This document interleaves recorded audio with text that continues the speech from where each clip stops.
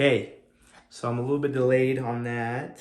My name's EJ Jones. I'm Olivia Jones's dad. I made a couple videos. I only posted one. It ended up being 20 minutes long. So I'm going to try to make this a little bit quicker.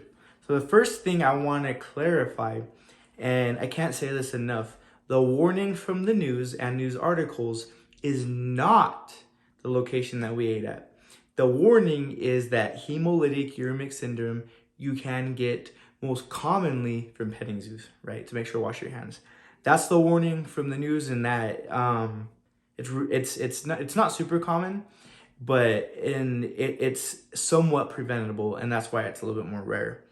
Again, the warning in the news article is not that we should not eat at a certain location, nor that we should avoid them. I'm going to go a little bit of a timeline and then explain the investigation to my knowledge that the health department did. So I'll give you a little background so anybody's never watched this. My daughter contracted hemolytic uremic syndrome. Tuesday, we ate at a certain restaurant. I'm going to name this restaurant in the next video, just for time's sake.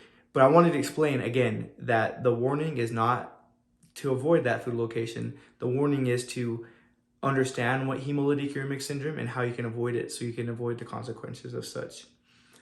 Wednesday night, so the next day, we saw blood in her stool. Thursday, we saw a pediatrician, which is not her regular pediatrician. They did well, given the circumstances. I don't want to knock or speak poorly of them. I think they did a good job. I think all the pediatricians where we live are pretty good, and I'd recommend them all. But that being said, it was just more of a misunderstanding. We went there Thursday morning. They said to let it pass, because generally, like, this type of situation you don't see very often. In the state of Utah, there's between 5 and 10 cases a year.